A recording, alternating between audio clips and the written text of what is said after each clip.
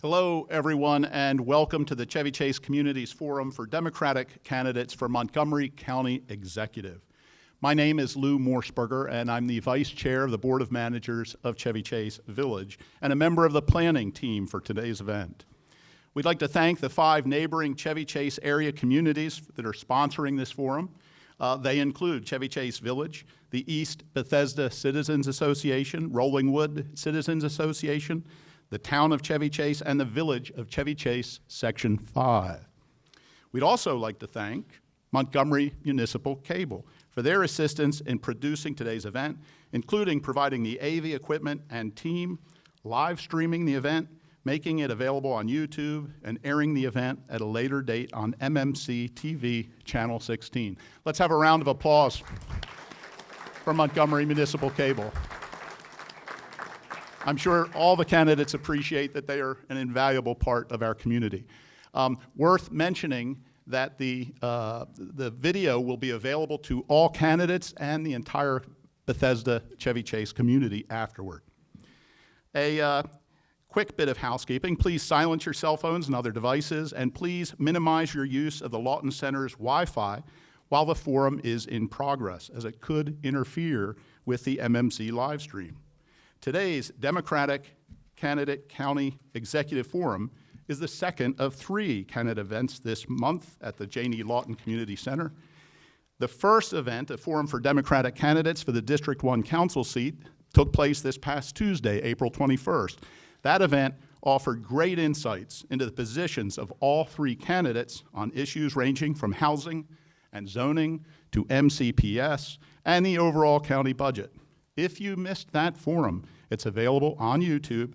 Just search on YouTube for Montgomery County District 1, and it should pop right up. It's well worth the watch. The third event will be an open house featuring Democratic and Republican candidates for the 4 at-large seats on the Montgomery County Council and for Republican candidates for county executive. That will be held this coming Tuesday, April 28th at 7 p.m. right here at the Jane E. Lawton Center. All of these events are intended to inform residents in the run-up to the primary election on June 23rd. We are eager to use our time today as effectively as possible, so a quick word about the format. In recent weeks, area residents were provided with an online form to submit questions indicating the issues of greatest concern to them. Thank you to the many residents that responded. We got a terrific response. And those questions informed the questions that will be asked today by our moderator. We will not be taking questions from the floor. All answers will be limited to between 1 minute and 2 minutes as the moderator will indicate it. And you can look forward to this. There will be 2 quick answer lightning rounds. They were very well received on Tuesday night. Hopefully our candidates will appreciate them again today. We are fortunate enough to have as our moderator today Chevy Chase resident Lyric Winnick. Lyric is an award-winning writer and former journalist who has collaborated on more than 30 books with major political, national, and international figures. Many of her books have been New York Times bestsellers, and 4 of them debuted at #1. Lyric is an active local community volunteer, and she served for 3 years as the PTSA president of BCC High School. In 2022, she was chosen as the PTA President of the Year for all of Montgomery County by the Montgomery County Council of PTAs. Lyric's experience adds up to a deep knowledge of the issues at play in the Chevy Chase area and county-wide. She's uniquely qualified to help us learn which of these candidates might best serve our residents when the winner of the general election takes office next January. With that, please join me in welcoming our moderator, Lyric Winnick.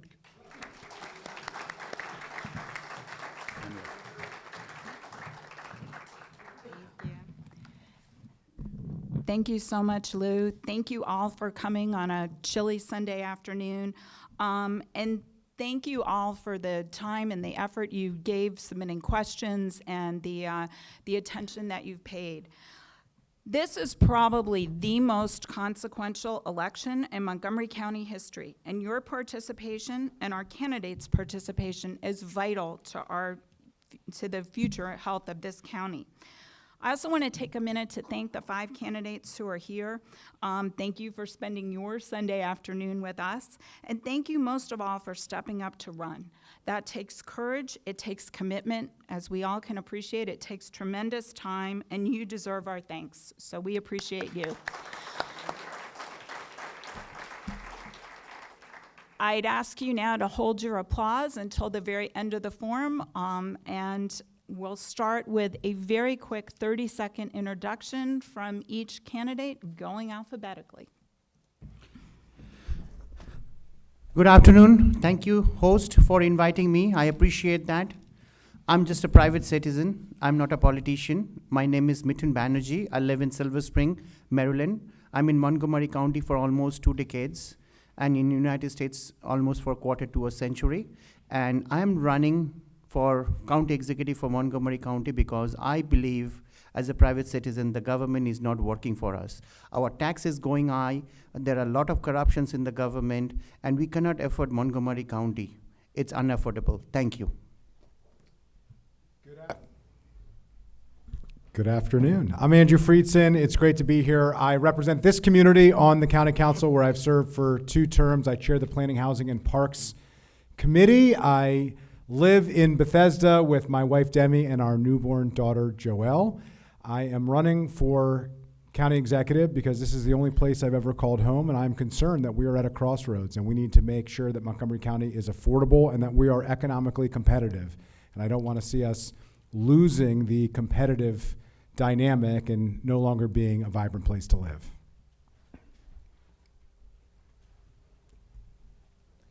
This on? There it is. Good. Good afternoon, everybody. I'm Evan Glass. I'm one of your at-large members of the council. I live in Silver Spring near Blair High School with my husband, and before I was elected, I was a journalist. I served as a producer at CNN for 12 years, where I covered Congress and national politics. After that, I was a federal contractor with the Department of Veterans Affairs, helping veterans earn and receive the benefits they deserved. And then after that, I was the executive director of a youth nonprofit here in Montgomery County. I look forward to the conversation. Yes, hello. My name is Peter James. I moved to the county at 59 at the age of 4, graduated Springbrook High School. I have a wife who works at Shady Grove NECU, 2 daughters. One is a school teacher. Her future husband is also a special needs school teacher at MCPS. And we're going to go through the mother of all collapses, the most disruptive time in our history because of AI, both from taking jobs and with the possibility of letting Trump control, basically turn us into a dictatorship. Good afternoon. I'm Will Jawando. I'm one of your at-large council members, represent the whole county. Born and raised in Silver Spring, live in Ashton now with my wife, Michelle, and our 4 children, including 3 teenage daughters, so please pray for me for that. I'm a civil rights attorney, worked in the Obama White House on Capitol Hill for 10 years for Nancy Pelosi, Sherrod Brown, and Senator Obama. And I'm running because I'm going to be a leader who shows up, listens, and helps us navigate the tough choices, but also the great opportunities ahead. Thank you. All right, first question, we are starting with Mr. Friedson. If elected, what 3 initiatives would you introduce during the first 90 days of your administration? This is a 60-second question, gentlemen. Yeah, first and foremost, we need to streamline our regulatory process and fix our permitting system to grow our economy. So I will build on the Accelerate MoCo initiative, which reduced the regulatory framework by 75% in particular areas and expand that out to all areas. I will focus on expanding on the Housing Production Fund, the nationally recognized $100 million fund for mixed income housing, and increase that by at least double by leveraging resources that we have. And then the third piece is I'll hold the school system accountable, work together with the superintendent and the Board of Education, but build on the accountability efforts that I have undertaken with the Office of Inspector General and with the performance metrics to make sure that we have the world-class school system that everybody in Montgomery County expects and deserves, and I believe we need to have county leadership that demands it. Thank you. Mr. Glass.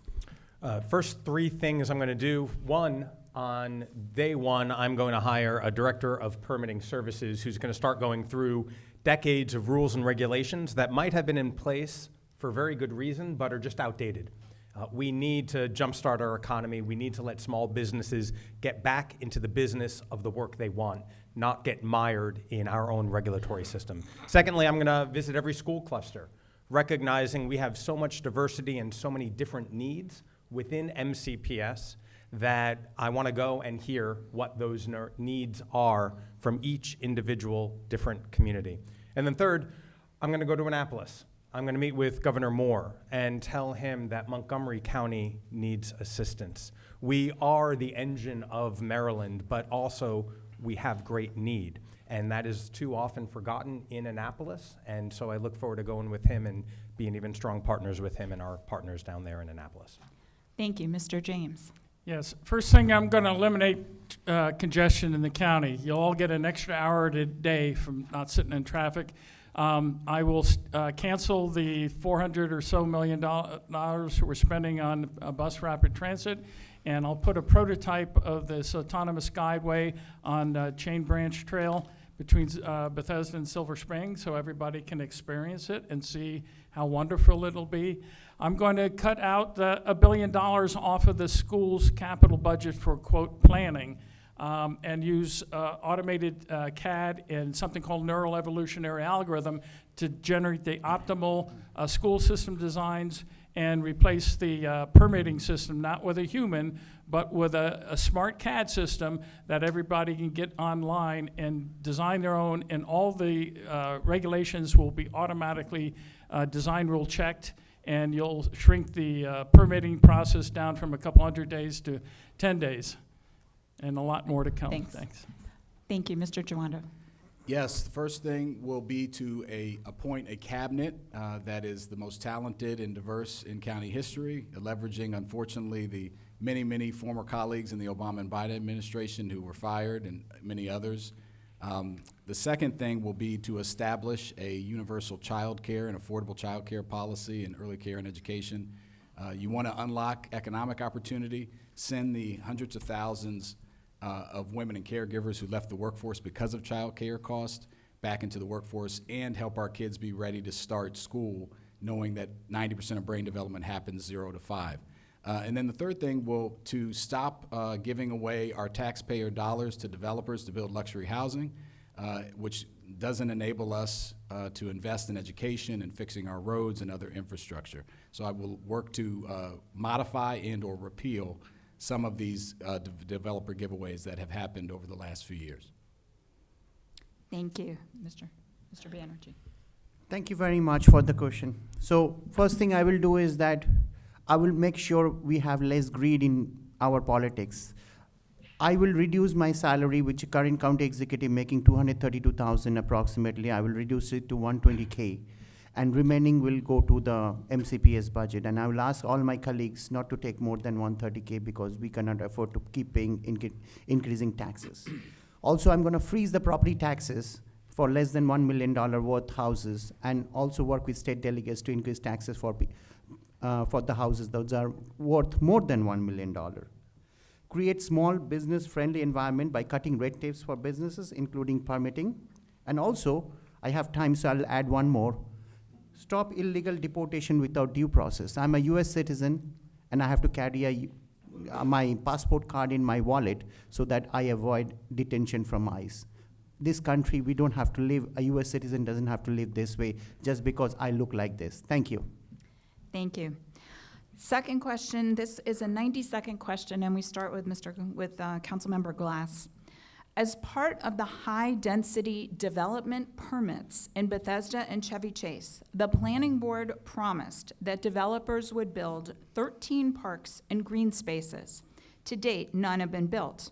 The Chevy Chase Lake developer committed to burying the power lines, but did not, drastically limiting tree planting. How are developers allowed to ignore these permitting requirements, and how will you conduct oversight to ensure that developers follow through on their guarantees? Thank you for that question. I know that there is a lot of frustration with the planning process, particularly in this neighborhood and so many others. I think the reason that there are promises that have not been kept is because of the multi-step process that we have. The reality is park and planning is a 100-year-old institution. And what that means is the planning department actually falls under the purview of the council, while permitting and transportation and housing affairs actually falls under the executive department. It is bifurcated. This creates a disjointed system which Lyric just referenced. Left hand doesn't work with the right hand, which is why sometimes promises are not kept. I'm a progressive reformer. I think government needs to work for people. That's why I want to hire a director of permitting services on day one.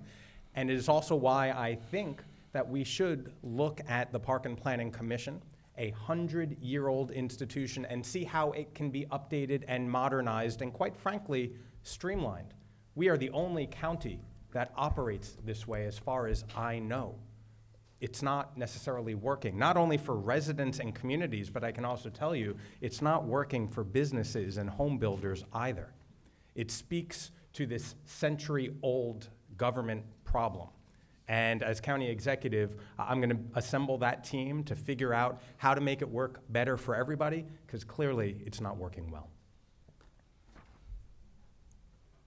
Mr. James. It's called Vigorish. Anybody know what that is? Vigorish. It's some guys over here that can pay their way through to get these things ignored.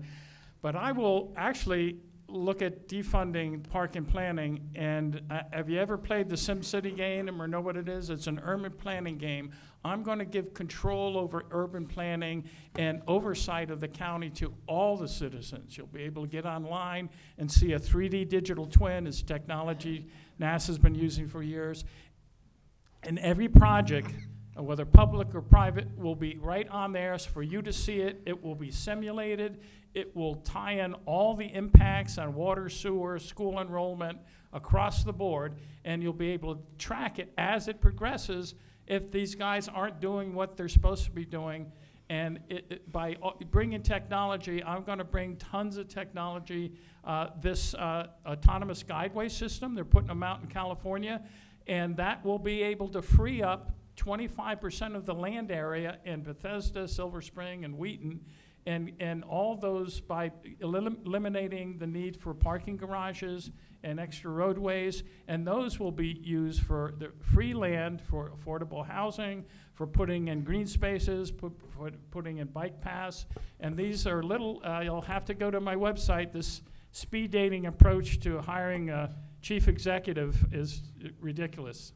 Go to my website, thanks. SimCity is a fun game. My kids play it.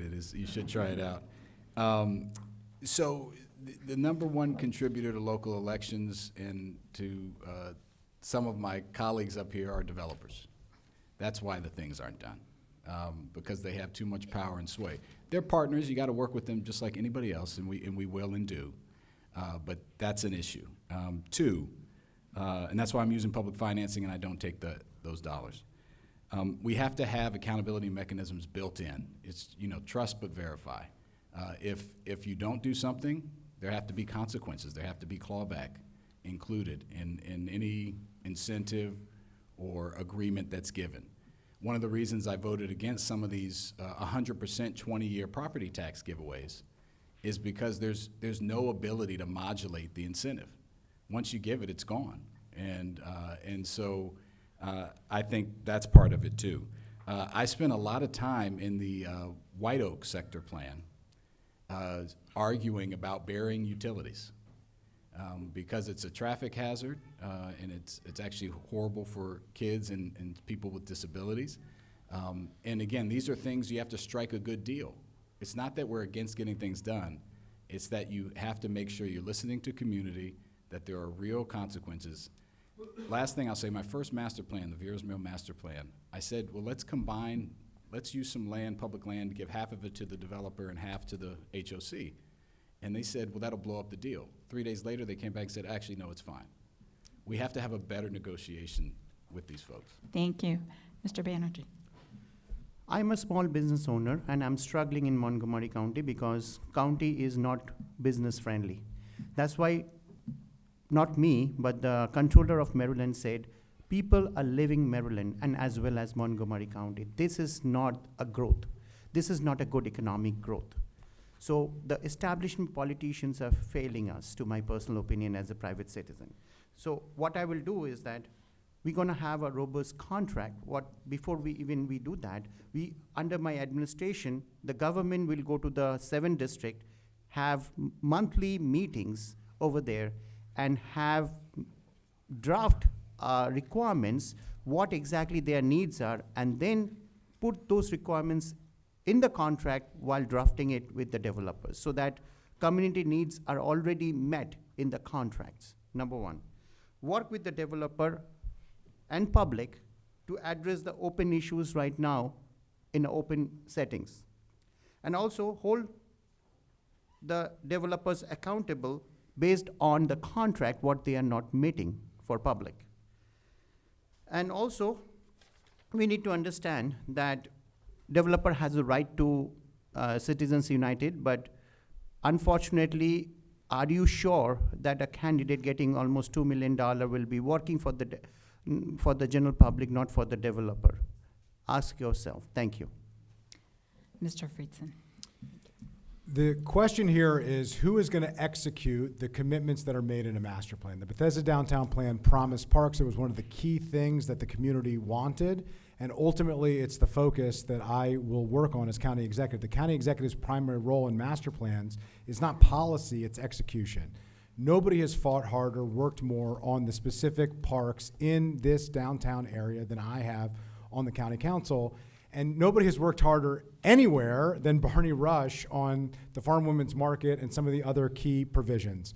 In order for things like the Farm Women's Market to happen, it's not just the private sector through the park impact payments, it's also the Parks Department, the county, and state with the municipal government all coming together to realize that and bring it to fruition.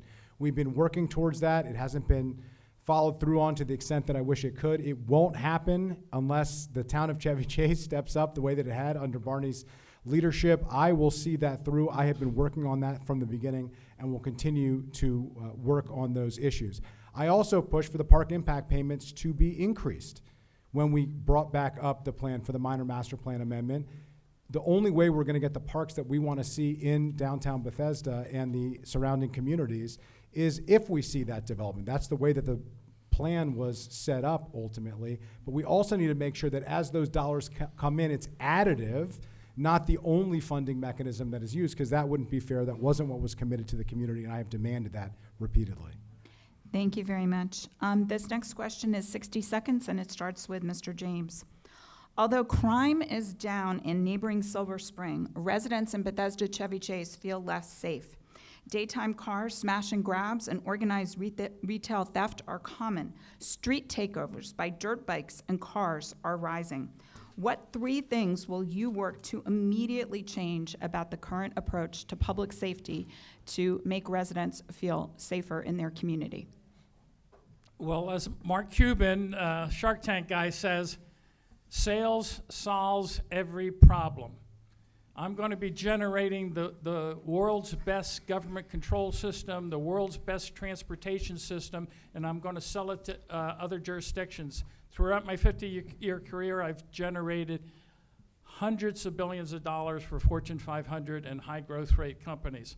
I'm going to develop these systems and sell it to all the other jurisdictions and have enough money to put more police on the street, to be able to actually have after-school programs. I'm going to put maker spaces. And actually, since the economic collapse is coming, we'll have a lot of extra time of all you folks to be able to go out and mentor kids. I've mentored over a couple hundred interns over the years. I work with the Conservation Corps to take kids that were sent there by the judge and really we need to do those sort of things. Thank you. Here. Mr. Jawando.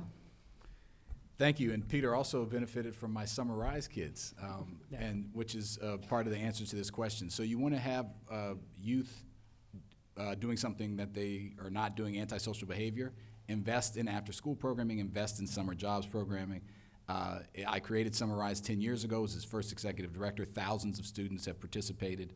I want to take that for all 50,000 high school students. And I want to make sure every one of our kids has an after-school program. Research tells you 3 to 7 most important hours for kids to be on track, have something to do. Too many in our county can't afford it. I also want to make sure we're continuing our work on our mobile crisis outreach team so we can divert non-violent, non-police related calls. So people are dealing with mental health or homelessness. Our police don't need to be responding to those calls. In some cities across the country, they've diverted 30 to 40% of those calls from 911, freeing up law enforcement to focus on things like car theft and other more dangerous crimes. I think that's a big thing. We've done some of it, but we need to do more. Thank you. Mr. Banerjee. So we know in English, we say, empty brain is devil's workshop. If you are really busy, you don't have time to think about doing crime or doing anything bad. You will be busy doing something good. So that's why I'm running for office, and because of me, tax is not increasing because I criticize them. So that's a good thing I did for all of you this year. So what I will say is that extend after-school program, or of course the summer jobs, and also work with juveniles and their parents to keep them focused on schools and careers. Incentivize local businesses to hire youth to their business so that they are focused and not idle. So we need to make sure that these kids has a role model. We have so many great politicians running. I criticize their policies, but I respect them as human. So we can make that as a human and make that role model for them. Thank you. Thank you. Mr. Friedson. Nobody has worked harder and coordinated more with our local municipalities, with the local communities and local businesses in and around Bethesda and Chevy Chase, and working coordinatedly with our second district than I have. I'll continue to do that as county executive with the background of understanding those issues. First, we've got to end the defund the police narrative and the policies that go along with it. We do need to revisit the SRO, CEO changes that were made that I don't think are working the way that folks wanted and that my colleagues championed. Second, we need to continue leveraging technology. I was a leading voice in pushing for the Drone as First Responder program to move to this area. We need to continue to build on things like that. And I agree that the out-of-school time issues need to be continue to be pushed and to be worked on and to be expanded. I chaired the Collaboration Council for Children, Youth, and Families before I joined the council. We need to provide young people with avenues to be more productive and not fall into the trap of the crime that we're seeing too often. Thank you. Mr. Glass. First and foremost, we need to support our local police department. I'm proud of the work that they've been doing, especially after the George Floyd incident, where we had some real moments of introspection, realizing that we do need to protect our residents and we need to protect everybody in our community. And so changes were made, and we need to continue supporting our police so they can do the important work in our community. Also, we need to expand the Drone as First Responder program. I was proud to support that, and it has continued to expand throughout the county. And if we need more eyes on the ground, particularly here in Bethesda and nearby Silver Spring, we can include that in the budget for more drones. And thirdly, we do need to make sure that our youth have positive development, not only after school, but on the weekends as well. As I shared in my opening comment, I was an executive director of an after-school program that served primarily kids of color and immigrant youth. We started in one location in Silver Spring and grew to more than 8 locations across the county. We need to continue investing in those. Thank you. This is a 90-second question, and we will begin with Mr. Jawando. As Delegate Mark Corman has explained, Montgomery County governance is based on a very early 20th century model of progressivism. That model believed in granting significant power to what it considered committees of experts, especially the Board of Education and the Planning Board. It also limited the powers of the county executive, particularly in budget, land use, and the veto. When this arrangement was implemented, Montgomery County was small and largely rural. We are a very different county today. Do these boards have too much power and too little accountability, and what needs to change? I heard some yeses from the crowd here. I love Mark Corman. That was such a thoughtful way he framed. I've heard him say that before. He's right. We were the first charter in the state. We're coming up on our 250th anniversary, like the country, this year. And when we were founded, there were, a few 10,000, 40,000 people or whatever, and very small. We're much bigger now, and we've changed in the last 50 years. In 1970, this county was 95% white and 4.5% black. Now we're 20% Latino, 20% African American, 15% Asian, 42% white. A third of our residents are foreign born. So we've grown and changed in a lot of ways. I do think the systems are a bit outdated. The county executive was created later, after the council, so was given less power. For a county like this, I think it makes it difficult as an executive to manage a 1.1 million person county with that limited power. So I do think it's time to revisit some of those things. The planning board, though appointed by the council, has become a very large, somewhat independent and autonomous entity that doesn't always listen to the public. And I've said this with them. I said it's not enough to say, okay, have a forum like this and say, what do you think, and then go do what you were going to do anyway. We have to have meaningful ways of residents to actually have authority over how they want to be governed. So I think having a review of those systems would be appropriate, and I would include you in that process. Thank you. Mr. Banerjee. Thank you for the question. So, first of all, I think the county executive should have the oversight on those boards. So does the county council, and so does the people. People council also should have that. And what I think personally, that our county is not working for the people because of this powerful board are making their own decisions where people have no say, okay? For example, I'll give you an example. Wooten High School closed, and Board of Education decided to close it, where the community said, no, we don't want it to be closed. So the community's needs are not being heard by the board and implemented accordingly. So this is one example. MCPS budget.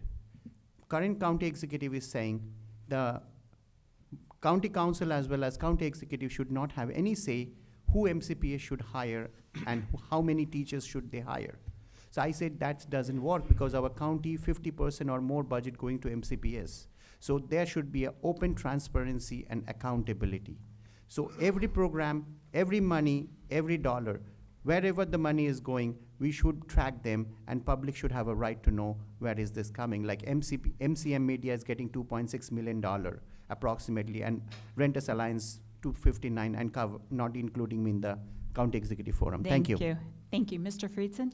We should be demanding accountability from all levels of government, every agency, every layer, always, all the time. I have been leading in those efforts. The Montgomery County Public School System, the real oversight that we have had over the last several years has been through the Office of Inspector General. Everything else has just been comments made in meetings. The real oversight, all the challenges that you have learned about, all the significant changes that have been made are from that. I led the effort to expand the Office of Inspector General. We broadened it to include MCPS, and now the changes that are being made on substantive issues, on serious issues, are all through that. That's real oversight. We need more of that. In terms of actually addressing these issues, these both are set and enshrined in state law. I'm the only person who's running who has a background at the state level, who has real relationships at the state level. I am proud of the fact the person who asked this question was Mark Corman, who has endorsed our campaign. So has Senator Wallstreicher and Senator Love and a majority of the state Senate delegation. We need to have a county executive that actually has the relationships, the background, and the ability to get things done in Annapolis. The only way we're going to make changes to statewide agencies are having a county executive who actually has the background, the experience, and the relationships in Annapolis to get it done, and as county executive, I will. Thank you. Mr. Glass. I am not an Annapolis insider. I am a progressive reformer. And I already shared my thoughts about park and planning, which is a 100-year-old institution. And yeah, it does need reform. As I already shared, left hand doesn't know what the right hand is doing between county government. But let's also talk about MCPS. It does need to be updated. Right now, the system is that the superintendent introduces a budget. The school board works on it. They then hand it off to the county executive, who then gives it to the county council. The decisions to change any of it, raise revenue, or make any other considerations are ultimately left to the council. And once we write a check, which is currently for $3.6 billion, once it's written, we have no statutory authority over it. I've written op-eds in the Washington Post and in Bethesda magazine calling for greater budget transparency. The system has to work better, not only for taxpayers, it has to work better for our kids, for our educators, for the 160,000 students who are in MCPS. And what we need to do is take a targeted approach and make sure that the county executive, when I'm county executive, I will not rubber stamp the school board's budget.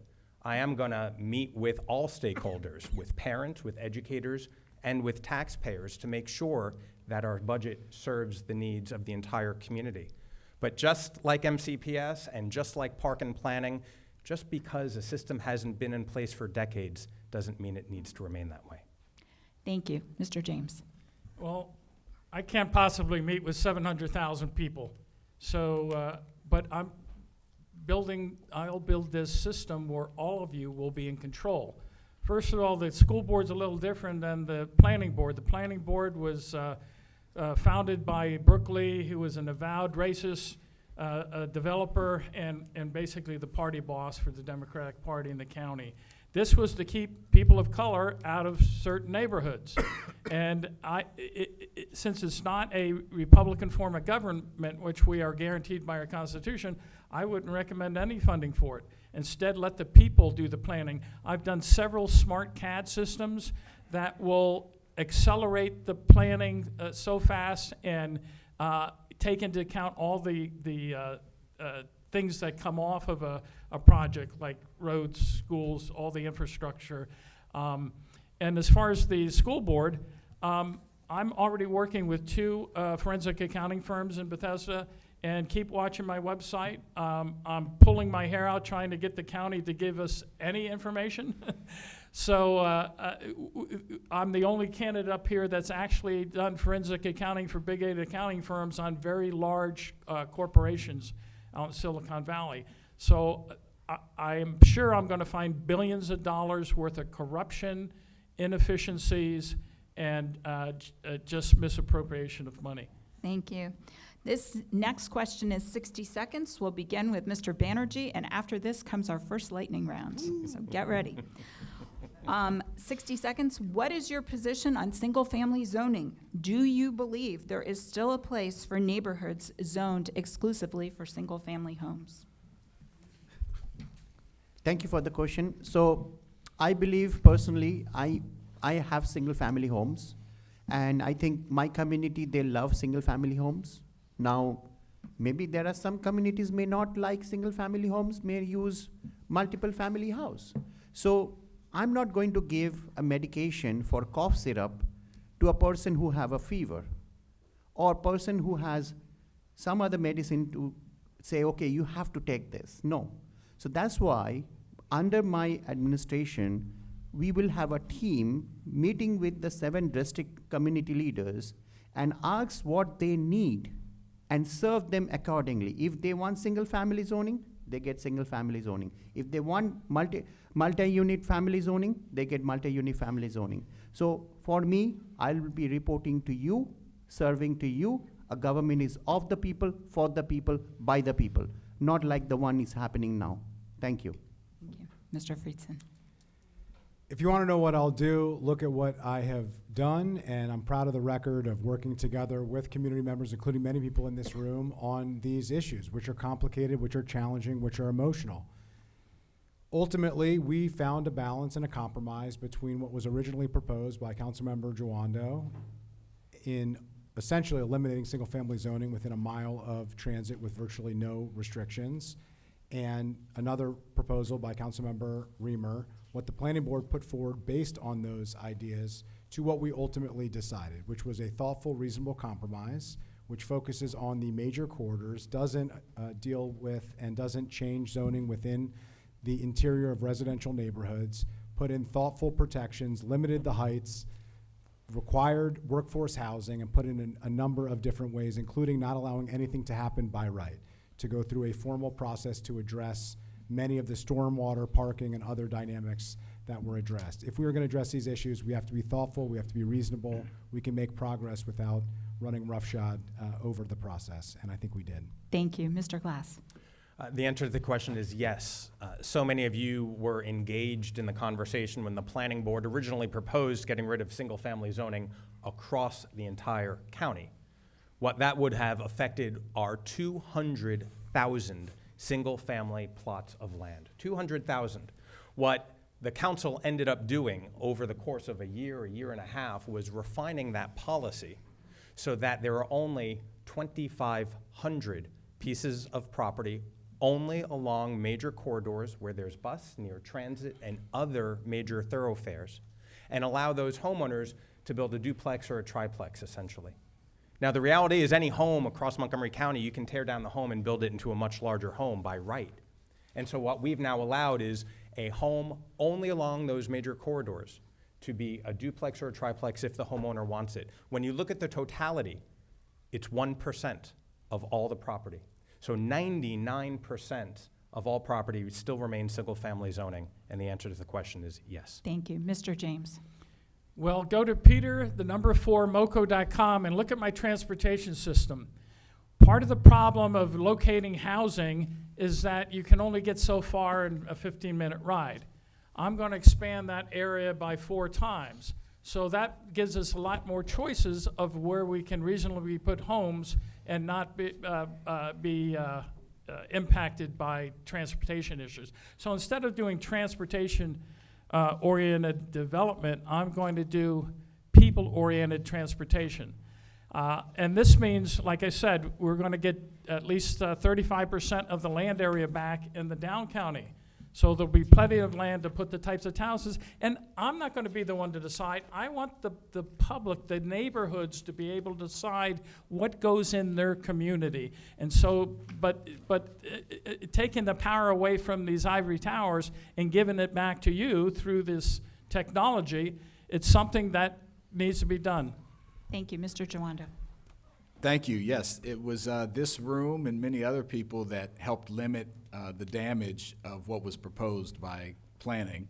I was in all of those meetings, pushing very hard, asking very important questions about infrastructure, about affordability, and we were able to limit what could have been a bad policy. I still think it wasn't great because it's going to force out some of our lowest income renters and homeowners and seniors who are on these corridors, which are the most affordable housing in a neighborhood, are the corridors, because they're 25% less because you have smoke and smog and crime and all those things. Those are the people we're putting at risk. That aside, there is a role for this type of housing. My first home was a duplex in Long Branch, and it was 1,000 square feet. I had lived in apartments till I was 14. It was huge to me, and it was great. You just have to do it in the right way, at the right places. Not all of our county is the same. And you have to really answer questions about school capacity and infrastructure and parking and include community in those conversations. Thank you. All right, get your yeses and your nos ready. You get to save your voice for 5 questions. So you can hold up yes, hold up no, and we'll see. Yes is green, no is red.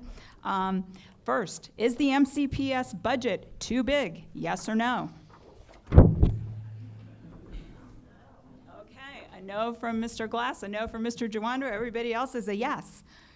Do you support putting police, school resource officers in county high schools if the principal wants and requests an SRO?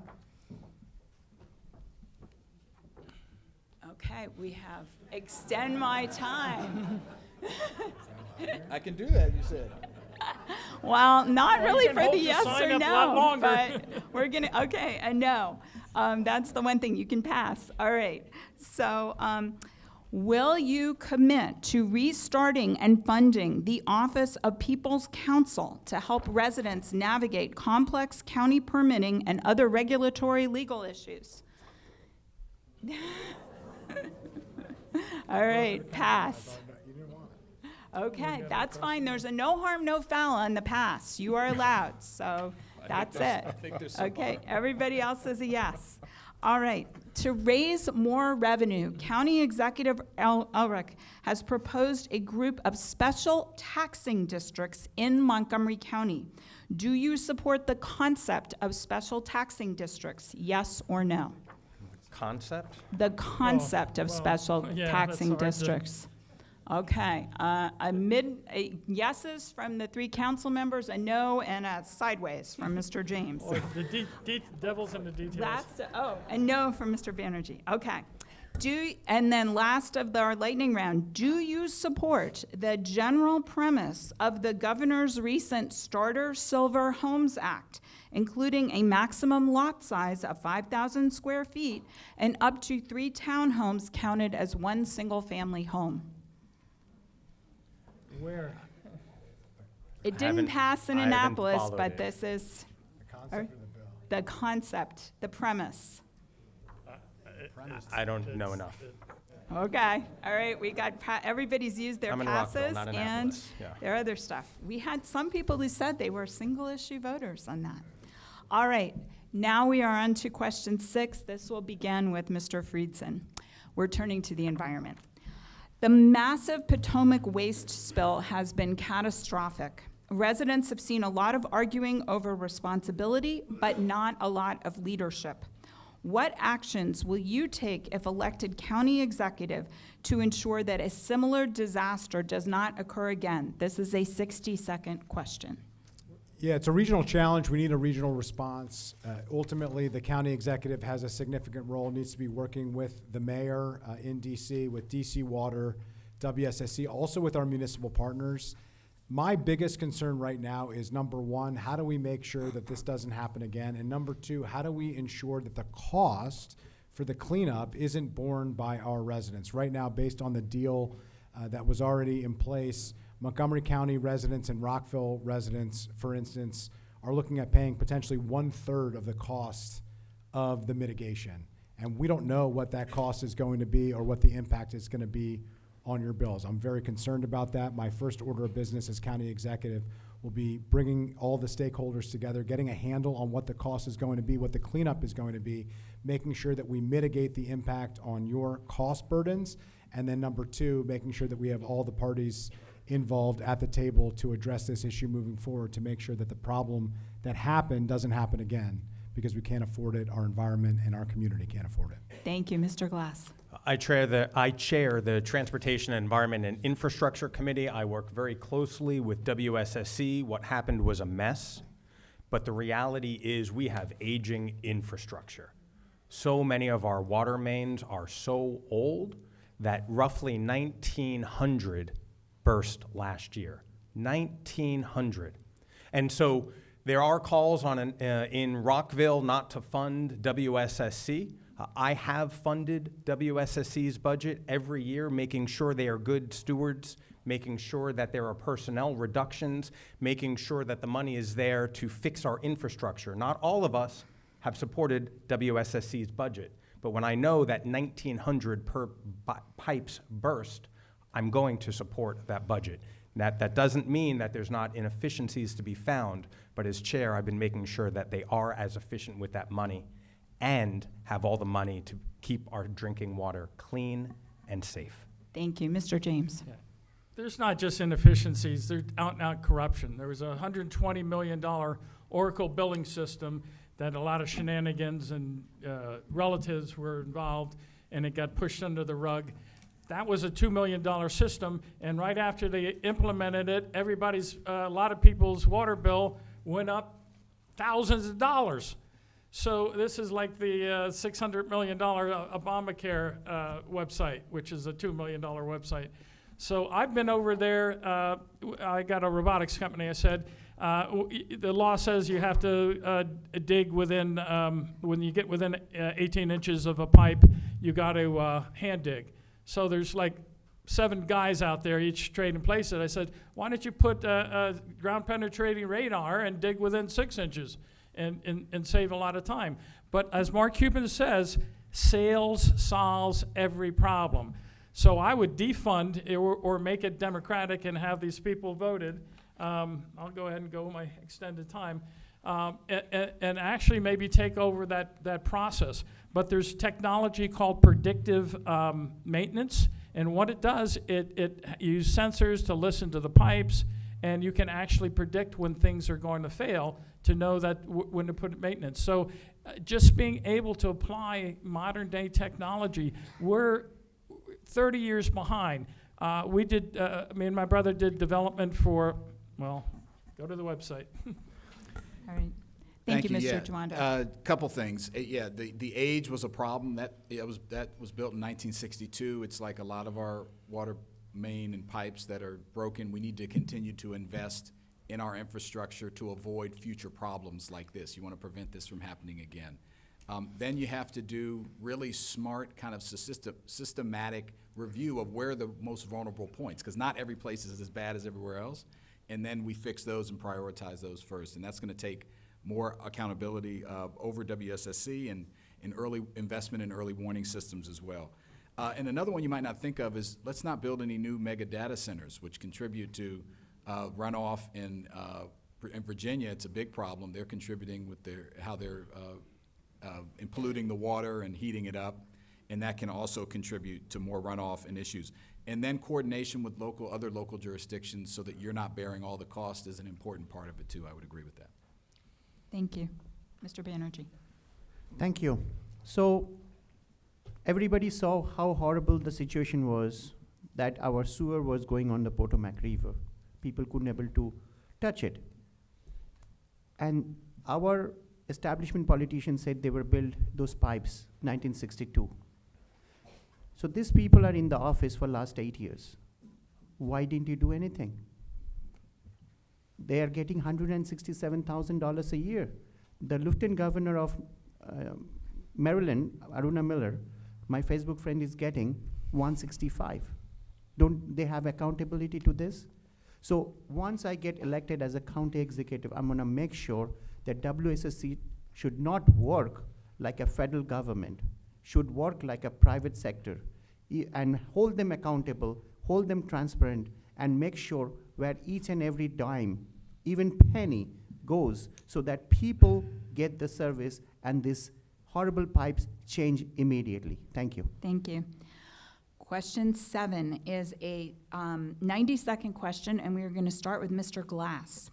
About half of the county budget is spent on Montgomery County Public Schools. Separately, MCPS has staggering maintenance and construction needs.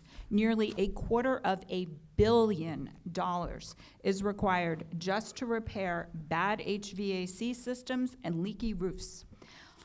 This is a two-parter. Has the Board of Education done enough to adequately supervise the MCPS system and its spending? And is there a role for greater oversight by the county executive, and what would that role be? When I'm county executive, I'm not going to simply rubber stamp MCPS's budget, full stop, whether it's the operating budget or the capital budget, because the reason we've gotten into this mess is because of years of neglect and years of misprioritization. Earlier this year, before the school year started, I actually went to Silver Spring International Middle School in the Blair cluster. And the parents were complaining about the state of the school. But as I walked into a beautiful new gymnasium. Tens of millions of dollars to build the gymnasium at the neglect and expense of the rest of the school. That is bad prioritizing. That won't not happen when I'm county executive. At the same time, we've already talked about the mismatch and the misalignment of MCPS, where it is such a multi-step process that it gets removed. I'll give you an example of the budget from my perspective as a council member. I'm going to ask to extend my time. 2 years ago, when I was on when we were reviewing the budget, there was one line item of 14 line items, because the state law only requires MCPS to identify their budget in 14 broad categories. a $3.6 billion budget in 14 broad categories. One of those categories was contracting services. No bullet points, no delineation, no explanation. So I was the first person to publicly ask, what is in that $100 million line item? No one else had asked it publicly. And I was told by the CFO of the school system, it's everything from snow removal to special education, all hidden within this $100 million line item. It was unacceptable then, and thankfully we have a new superintendent who has started the process of delineating and making the budget more transparent. It's on YouTube. Watch it. When I'm county executive, I'm going to make sure that I meet with all stakeholders to go through this budget, because our kids are worth investing in, and your taxpayer dollars need to be seen. Thank you. Mr. James. Yes, I got a future son-in-law that's a teacher, and my daughter teaches algebra at Argyle. She said there's been a hole in the physics lab from water damage for over a year. What we're doing, we're spending now about $600 a square foot for an elementary school. What I'm going to do, they're doing this over in Fairfax and actually expanding a Montessori program. So I'm going to actually take these big prison-like high schools and convert them to affordable condos and look at smaller size schools. So a big high school will be replaced by maybe 4 moderately priced school, and we'll have maybe some sports centers for a cluster. But if you, New York City did a study on smaller schools. You also have to include with it the school community. Our school system is based on oppression, authoritarian education. Go my website or look it up. And this is basically was done because Prussia kept losing the Napoleonic Wars and they wanted obedient soldiers. And this disproportionately affects students of color because they're the ones that get called out. So there's systems where we can look at Fairfax County that had very success, and they're expanding their Montessori program, and there's better outcomes, better graduation rates, and they teach as a part of the curriculum peace. So if you're worried about school shootings, look at my website. Mr. Jawanda. Thank you. Yes, I'm the chair of the Education and Culture Committee for the last 3 years, been on the committee for entire 8 years. I also have 4 kids that have attended MCPS schools, 3 there currently. I went to MCPS myself. In the Education Committee, we've had over 100 oversight sessions since I've been chair. We've delivered and required a line-by-line clickable budget with MCPS that's had been available for the last 2 years. So it's a Google sheet. You can go and click and it'll drop down. That did not exist prior to us requesting it. But of course, there can always be more oversight. Anytime you have half of the budget, you need to be looking at it critically and making sure we're investing in what works. One of the things I will say is that the school board, and I've supported for a couple of years now, they need to be full-time positions where they can focus on this more and more in depth. They are elected by you, but a lot of them have other jobs or part-time, and I think that hampers the oversight.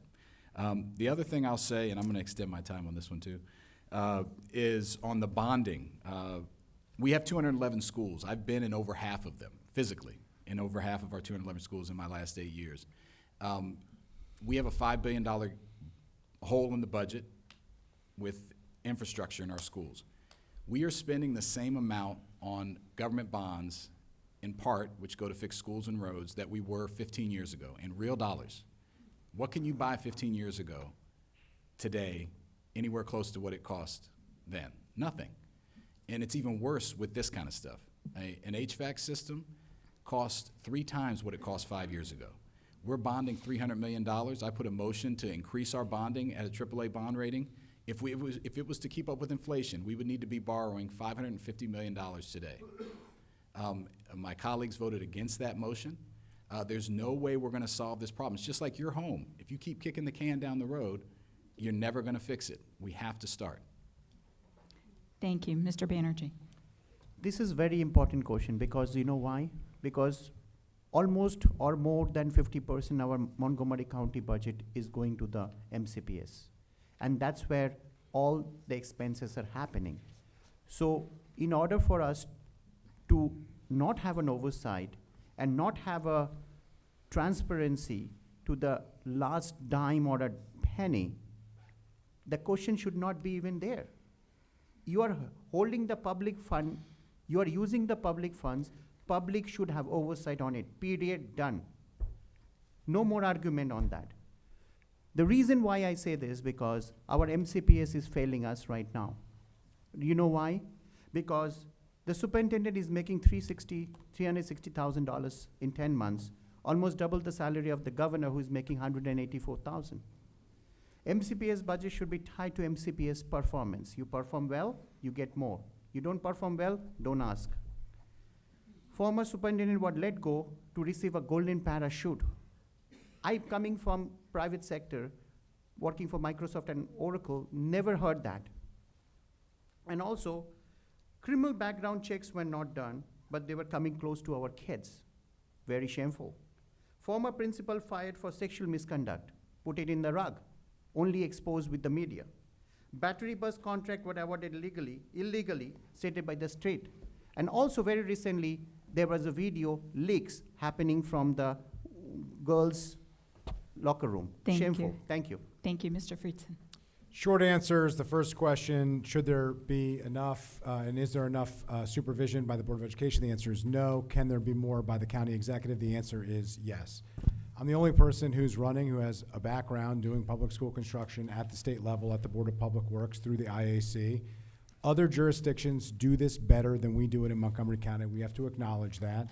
They build schools cheaper than we do. We can build better schools cheaper than we have in Montgomery County with more creative solutions to these challenges. There's been too much focus on building new schools, not enough focus on taking care of the resources and the assets that we have.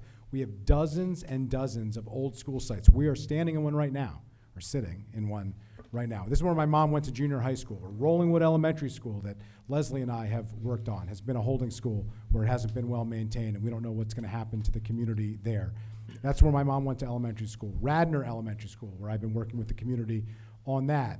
That's an issue. That's where my dad went to elementary school. These are constant issues that we have to address. There needs to be more oversight, and particularly on the capital side of it, with the building of new schools. That's where the county executive and the county council have a lot more power than on the operating side and haven't used it up to this point. We can do a lot more, demonstrate the leadership that we need. We can work together with the superintendent and the Board of Education, but push them to be more accountable and transparent than they have been to get better outcomes. There has been dramatically more funding for schools over the last several years, but we haven't seen better outcomes, and we need them.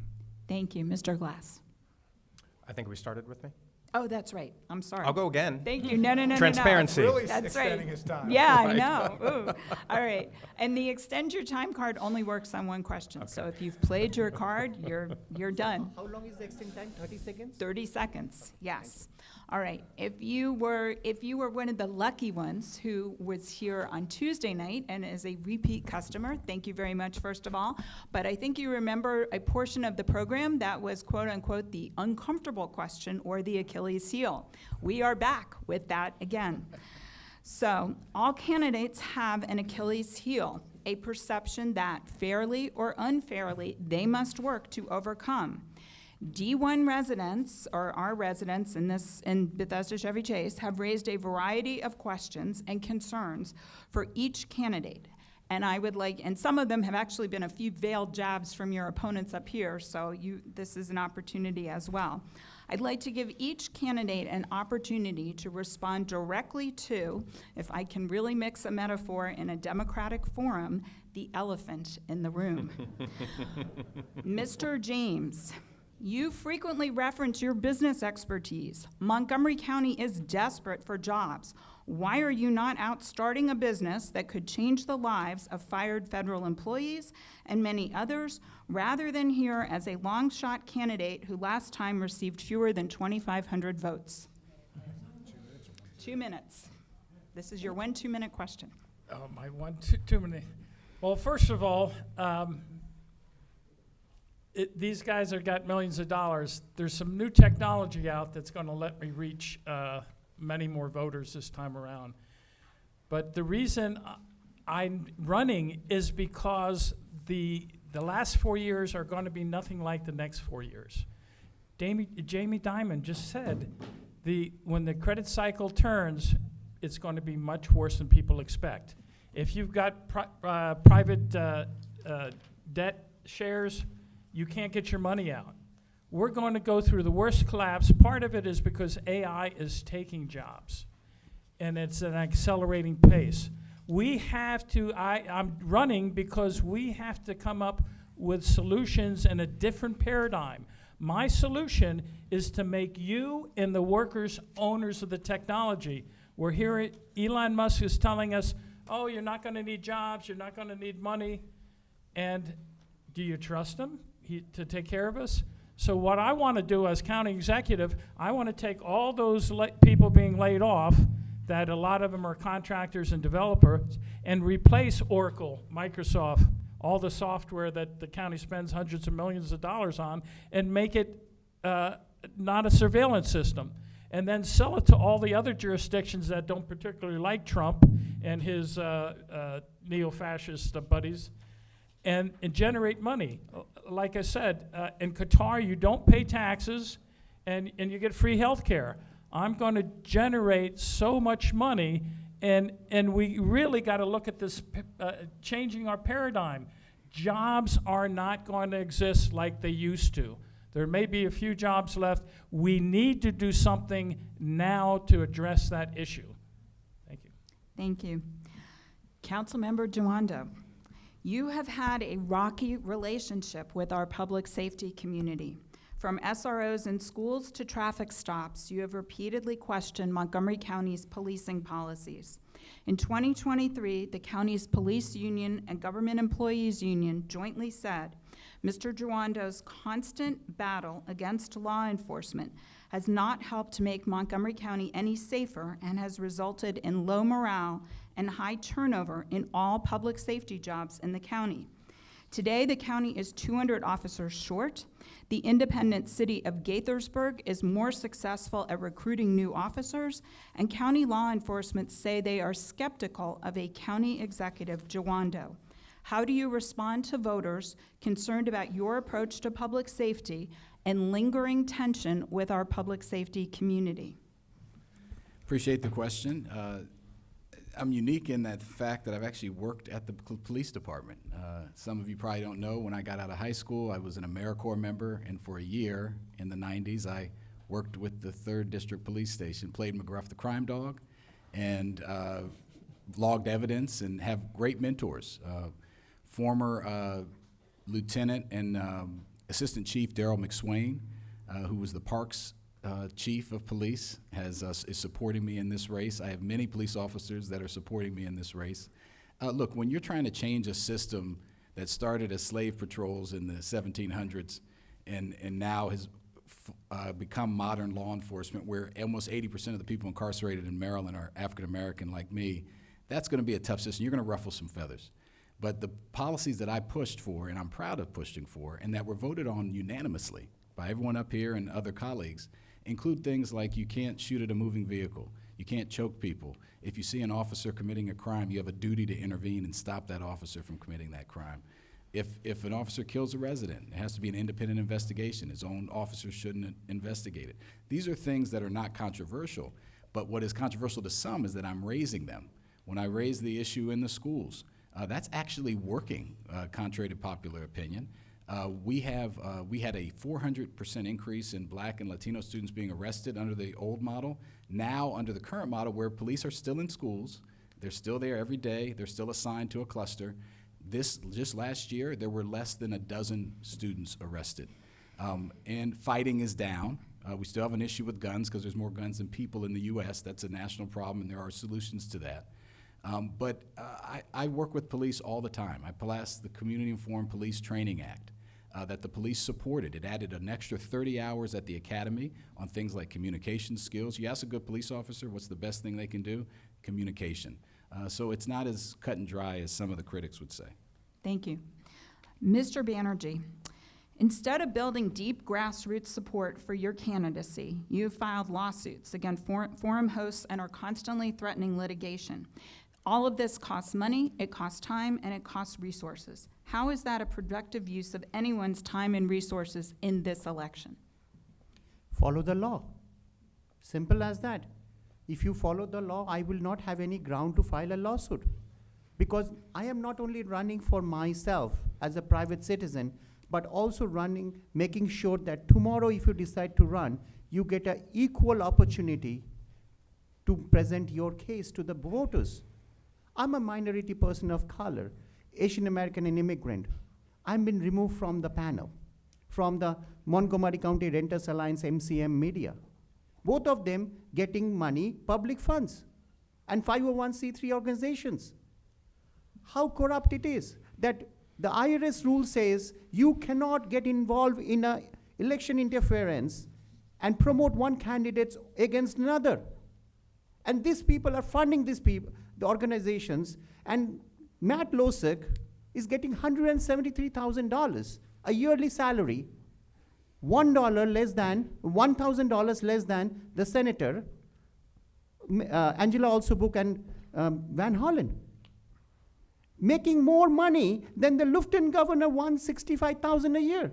Making more money from the county council member, $167,000. This is corruptions. You scratch my back, I scratch your back. I pay you money, remove the citizens running, and support me when I am on your campaign and county executive forum. Also, please remember, MCM Media is getting $2.6 million, approximately. They didn't invite me. WAMU, Cody Namdu show, they invited me. I said, I have some judicial corruptions evidence. They don't invite me. 501c3 organizations. So holding organizations accountable for violating the law and getting involved in election interference and removing me. Bethesda magazine, remove my picture, only my hand. Thank So you. this is racism, discrimination, and corruption. Thank you. Thank you. Councilmember Friedson, there are only two of you left. Here's Mr. Glass. You opted for traditional rather than public financing, and historically you have been heavily supported by the development and real estate communities. Voters have told us they're concerned that at the end of the day, those special interests will have your ear. And they cite the photo from the introduction of More Housing Now, where not a single local leader was visible, but many pro-development special interest advocates were in the photo. How do you respond to voters who are worried about an outsized role for these special interests and are looking for someone who will represent regular residents and community concerns first and foremost? Yeah, I appreciate this question. First of all, the photo that was being referenced, the people that were in the photo were nonprofit leaders and firefighters, teachers, public employees who were supportive of a workforce housing initiative. So I was proud of the fact that we had that coalition on that effort, as we've had on almost every effort that we have undertaken, the work that I've done with municipalities on a regular basis to address some of the concerns and navigate through that issue. But the broader question here is, what's the coalition that we're building? And the coalition that we're building, I'm extremely proud of. We got the first labor endorsement in this race, the career firefighters. We then got the volunteer firefighters. We also have retired teachers. We recently got the Coalition for Equitable Representation in Government, which is the leading African-American business group in Montgomery County. We have the broadest coalition of labor, business, residents, community leaders, nonprofit leaders supporting our campaign than any other campaign, and I'm extremely proud of that. I started this race as an underdog. I'm the only person who hasn't run countywide. I haven't run in 5 elections in 11 years. I haven't run multiple times countywide like my colleagues have. And that's okay. But that means that I have to get out in front of more people, and I need resources to be able to do that, to be competitive. Just recently, a super PAC supporting one of my opponents put a down payment for $100,000 to support their campaign. So I need to be able to reach voters with my message to make sure that our proven track record of bringing people together and tackling some of the toughest and most difficult issues, from housing to delivering paid parental leave to all of the various other issues, the largest climate investment in the county's history, and all the rest of the track record that we have focused on, that we can get that message out there to voters to make sure that they understand what's at stake in this election. And I'm the only person who's been consistent on the actual affordability issue, which has become the defining issue in this race. If people don't know what the differences are in this race, they won't be able to make the right choice, and I am doing everything that I can to make sure that they can. Thank you.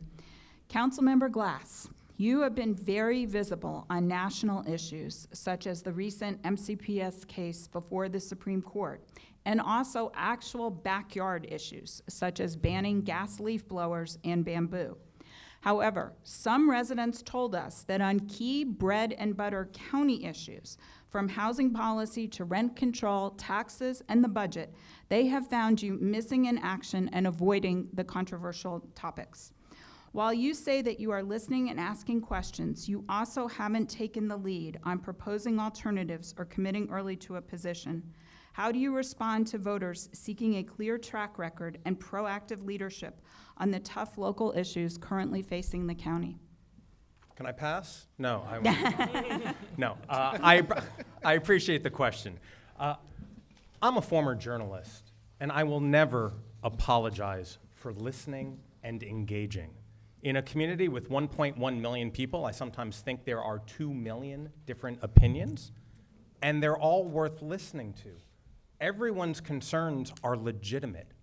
And because I'm in public financing, because I am not part of the establishment, because I am an independent thinker, I ask a lot of questions. And what that has often meant is that when my voting record, which is very public, I've taken votes on all of these things. So if anyone has a question where I stand, look at my record. And I'm very proud not only to have led on some of those environmental issues that Lyric mentioned, I'm proud to have passed the Pay Equity Act, because when I learned that women in Montgomery County were getting paid less than men, I acted. I'm proud to have led the effort to make our buses free for everybody, because when I learned that the average household income in Montgomery County is $120,000, but the average household income of a bus rider is $35,000. I decided that we needed to help people where they are at, which is quite literally at the bus stop. And I'm proud to have just passed last week the ICE Out Act, which denies privately owned property owners to build detention centers in Montgomery County by denying them permits. All of these things, all of my track record, the most extensive track record of anyone here, is because I ask questions. And the question starts with, how can I make your life better? And on a body of 11, we're not all going to lead on everything, but I vote on everything. And because of how I'm running my campaign and because of how I've operated, I'm independent in my thought. Thank you. All right, we still have some more exciting questions to come.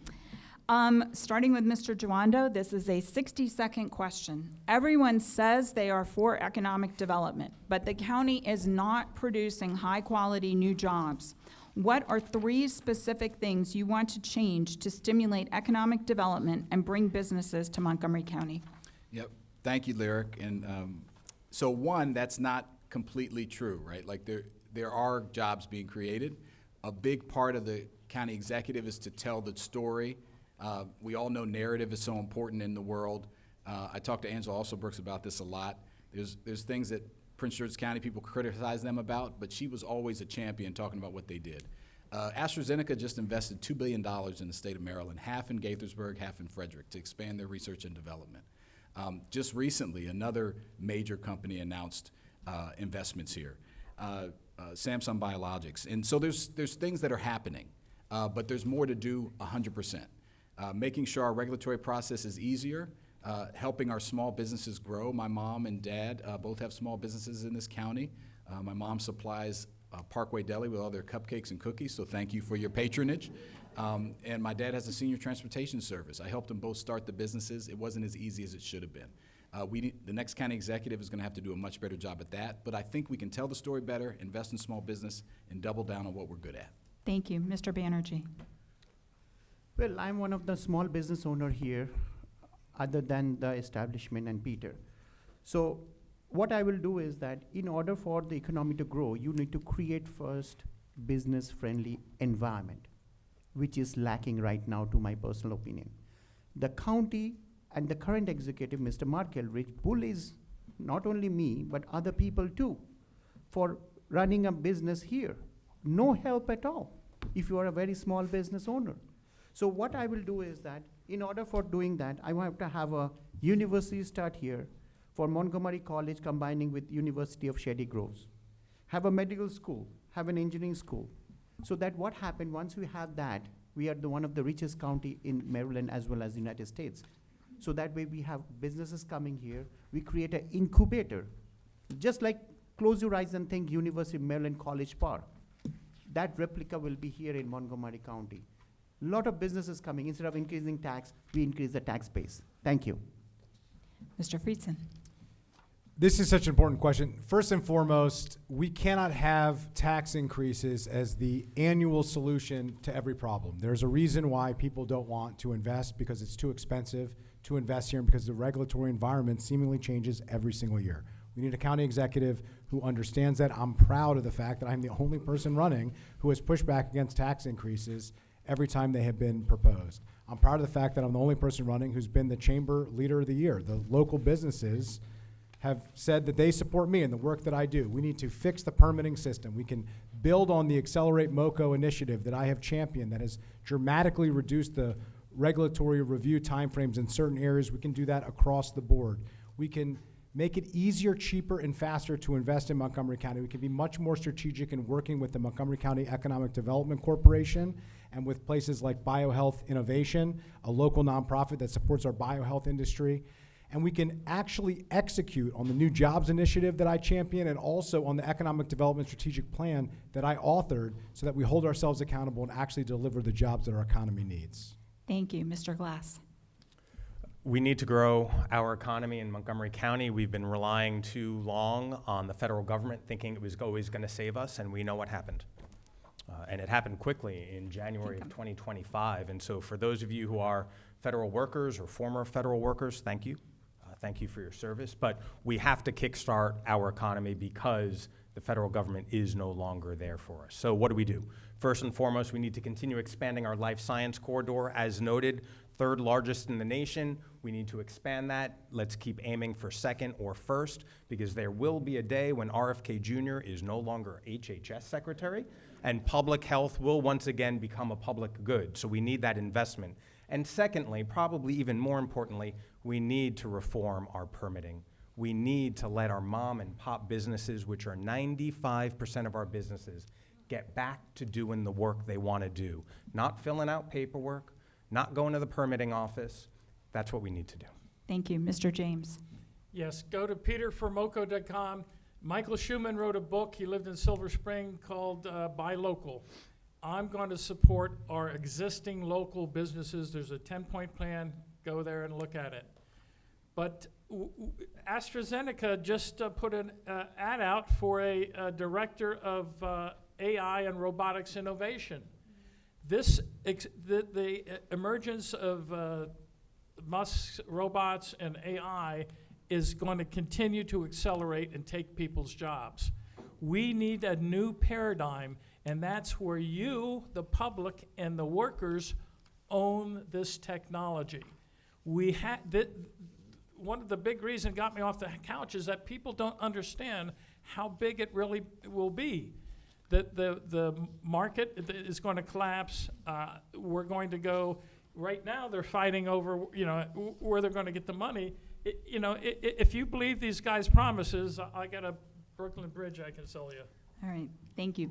This is a 30-second question, and we're going to start with Mr. Banerjee.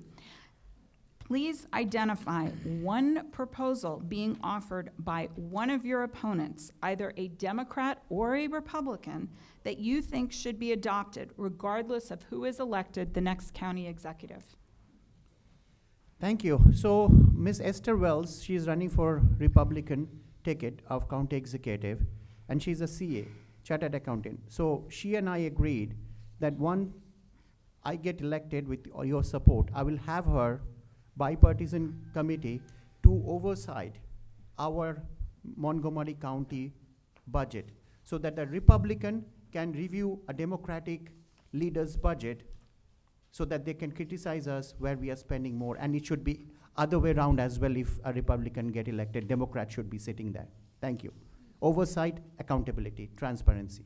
Thank you. Thank you. Mr. Friedson. Councilmember Jawando talked earlier about childcare. We share in that interest and in that passion. I am a new person to this. I will say it's become very real for me, the cost of childcare. My wife and I relatively do well compared to others, but the cost of childcare is insane. And it is an economic and a moral imperative. We've been talking about it for a while. We haven't delivered on it. I want to be the county executive to deliver on that, and I will work together with our nonprofit partners and our businesses, because ultimately we're not going to be able to solve this problem unless we have businesses and nonprofits at the table working together with county government.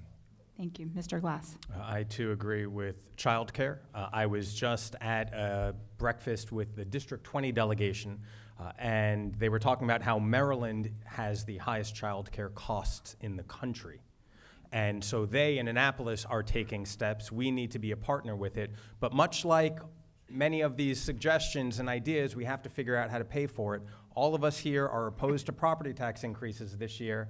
So how do we pay for these things? These are ongoing questions. Thank you. Mr. James. But yes, and I like Mr. Banerjee's free childcare, but the problem, all these guys, they have no clue where the money's going to come from. If you go to my website, I have a very clear plan to sell this transportation system and the rewrite of all the Oracle and the techno-fascist software I know it's and sell it to all these other jurisdictions. That will generate tens of billions of dollars, so that I'm the only candidate that's going to eliminate taxes completely. Thank you. Mr. Jawando, you don't get to pick your own. I understand. I'm glad to have a lot of agreement. I would say the permitting reform. I think others have talked about this. All of us have, but I think Councilmember Glass in particular has talked about it several times today. I built a pool because I have 4 children and a niece, and my in-laws live with us. We have 9 people in our house, and intergenerational family. We built a pool during the pandemic, and I never tell any permitting person who I am because I want to see what service I'm going to get. One, I felt like they thought it was their job to help me. Another, I thought they felt it was their job to stop me. And you shouldn't have that type of difference. We have to streamline the answer. How do you get to yes? How do you make it easier? I just wanted to have a 30 seconds rebuttal because I was being No, called. no, no. We understand that free childcare is not your plan, okay? That you are the audit. So, and Esther Wells overseeing everything. No, that is my platform actually. No, Okay. So, this is a 60-second question. We're going to start with Mr. Friedson. Please give us your top line priorities on tax policy. Well, the first and foremost is we shouldn't be raising taxes as a first resort to solve every problem every year. This has been the constant challenge that we have. We have grown the county budget by almost 50% over the last 8 years, 44% to be exact. And your taxes are going up. In order to pay for that, taxes have gone up, county government has gone up 3 times faster than the economy. So the only way that we are going to be competitive for families to be able to continue to move here and for businesses to want to choose to locate here is if we make it affordable to do that. And the only way we're actually going to have the resources to keep up with our quality of life and our level of services and to support vulnerable communities is if we grow an economy that we actually can sustain. That's what I'm focused on. That's what our tax policy should be focused on. I have a background in tax policy. This is what I did at the state level. I've worked on these issues at the county level. I've worked on them at the state level. We're going to have major fiscal and economic challenges, and I'm looking forward to working on them as your county executive. Thank you. Mr. Glass. I'm going to give you some straight talk. All of us on the council, yeah, coming from a gay man, I appreciate that. All of us on the council have supported record levels of funding for MCPS. All of us on the council have supported labor contracts with cost adjustments. But not everyone on the council wanted to pay for those commitments. That's the reality. If we make those commitments and they are large enough that we have to increase revenue, sometimes you have to make an adult decision. You can't just say, I've opposed every tax, but you've committed to all the spending. And so that's why there was a year where we all unanimously supported increases in the budget, and it required a revenue increase. Last year, I did not support a tax increase because we didn't need it. This year, I don't believe we need a tax increase. It's being thoughtful. It's not being dogmatic. Sometimes there are real needs that need to be addressed, and sometimes there's a lot of things you can cut from a budget as well. Thank you. Yes. Larry Ellis's Oracle made $57 billion last year. The county spent $80 million for the county and $80 million for the school system at a 42% margin. I'm going to take at least 10, probably 20% of his business selling the same thing. In the 80s, Litton had 200 people on an $80 million contract trying to write the Saudi Arabian Air Force logistics system. It was too complex. I had a software factory, and we took a meta model, we took a spec, we charged them 50 grand for that, and then we fixed price at $2.2 million for the whole system, and we generated it. I can build those $80 million software systems for $2 million, and they will not spy on you and spy on your children. And I think there'll be hundreds of jurisdictions that will want that software. That's going to give us the money to fulfill all these promises. Thank you. Mr. Jawanda. Yes, so we need to do a couple things. We need a fairer tax system. Right now, residents bear too much of the burden for county services, schools, roads, and the like, libraries and the like. In DC and Virginia, commercial properties pay one rate. In DC, it's $1.20. Residential properties pay 89 cents. Here, you're paying the same rate. So that means you're disproportionately bearing the burden. We need state authority to change it or use special taxing districts, some combination therein. Virginia used that model to build the infrastructure at Tyson's and the Silver Line. We're not going to get over our problems if we don't do that. Same thing with the income tax. It's regressive. 3.2%, whether you make $30 million or $30,000, hits the 30,000 person a lot more. We need it to be bracketed. If you just move the top rate from 3.2 to 3.7 on millionaires, AGI of $1 million or more, you could get 80 million plus more a year. We need a fairer tax system. Then we need to stop giving away money to rich people for no public benefit. What do I mean? The bill that was voted on by both my colleagues to give a 20-year property tax abatement to build luxury housing at Metro. For a property at Grosvenor that's going for $13,000 a month for one of the rental units. You shouldn't be subsidizing that. We should subsidize affordable housing, not luxury housing. Thank you. Mr. Banerjee. So my platform is provide free universal childcare and universal pre-K, raising taxes on people making $1 million or more and businesses making profit $1 million or more. In tax part, I wanted to come and say that I'm going to freeze the property taxes for property worth less than $1 million with a balanced budget where properties are worth more, couple of millions, they're gonna pay more to the deficit of the Montgomery County budget. So the average house prices are $600,000 to $700,000 in Montgomery County. So general public will not gonna pay a dime or a penny more. So the people who are making more than $1 million, they just got big, beautiful or ugly bill, huge tax break, where money taken out from Medicare and Medicaid is their moral duty and responsibility to provide that money back to the local schools, communities, and services. And as I said, $120,000, and nobody should make more than $130,000 in the public service because you're here to serve. Thank you. Thank you. We have a quick ZTA question, a second lightning round, 2 more questions. Mr. Jawando, I need your snow answer, please. And then we will be moving to, if you can have it passed down this way, and then we will be moving to closing statements. Oh, perfect. This is a 30-second question. ZTAs or zoning text amendments, which can be proposed by the council or the executive, have become a major vehicle for land use and building decisions in the county. In practice, ZTAs bypass the master plan process. Do you support or oppose this new reliance on ZTAs, yes or no, and is a healthy way to address planning decisions? We will start with Mr. Glass. Yes. I prefer not to do the ZTA, which is why I think I've only done 1 or 2. One was to increase composting in our farm agricultural area, and the other ZTA that I did was to encourage more transit to encourage more transit near metro stations. I think that we have a large planning process for a reason.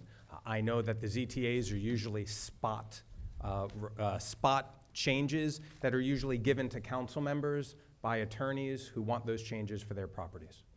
Thank you. Mr. James? Yes, we're supposed to be a democracy. I'm going to give the citizens, you guys, control over zoning. And we may have the council have to step in to make it equitable, but you're going to be in control. You're going to see this digital twin. You're going to see how people are proposing your neighborhood's going to, and community is going to look like.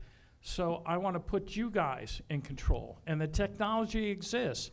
So I shouldn't be able to basically tell you what you guys want. Thank you. Mr. Joanda? Yes, I think generally you want to work with communities. I have not introduced many ZTAs. I think I introduced one in 2020 and then co-sponsored a couple over the years. I think mostly you should listen to the community members, work through the master planning process, and have real community input and feedback as opposed to broad changes across the county. The one thing I will say is that we are rural, urban, suburban, 500 square miles, every type of topography, so it's very rare that you're going to have one thing work everywhere. Thank you. Mr. Banerjee? Thank you. As I said before, you don't give cough syrup to a person who wants ibuprofen, okay? So we have a diversified area. Some places have more population, some places not. So we need to have 7 districts, meet with the leaders, ask them what you need, and follow what they need. Public should decide what exactly zoning they need. They should decide, not the county council or county executive. Thank you. Thank you. Yeah, appreciate this. I understand the premise with the question. The idea of it, though, is important. A zoning text amendment means that we are amending the zoning code. So the idea that there would be no zoning amendments to the zoning code outside of the master plan process is not reasonable. That's not possible. We would then never be able to make any changes to the zoning code unless we did a complete zoning rewrite, which takes years to do. The question is, what should the zoning text amendment process be used for, and how often should it be used, and should it undermine the process? The answer to that is no, and can I extend my time on this? Yes, you can. Okay. A couple things on this. One, I push for the focus on master plans to be in Thrive 2050. That was language that I advocated for, that these communities that are represented here asked for, and we did that. Number 2, I think it's important to note the one ZTA that was authored by my colleague, who he mentioned up here, was the one to end single-family zoning within 1 mile of transit. That's where that whole process started. The whole attainable housing strategy began with that one small zoning text amendment that we didn't approve, and I was proud to work with Councilmember Glass on that farm composting ZTA. It was a good one. Thanks. Thank you. All right, we've hit our second lightning round. So get your yes, no cards ready. We're gonna go. Should Montgomery County limit data center construction? Yes or no? All right, I think we have unanimity here. Do you support increasing bike lanes on major commuting arteries in the county? Repeat the question. Do you support increasing the number of bike lanes, adding bike lanes on major commuting arteries throughout the county? Okay, a halfway, 3 yeses and 4 yeses and a halfway. Library hours, staffing, and programs are often the first budget items to be cut by the county executive. If elected, will you continue that policy? 2 yeses?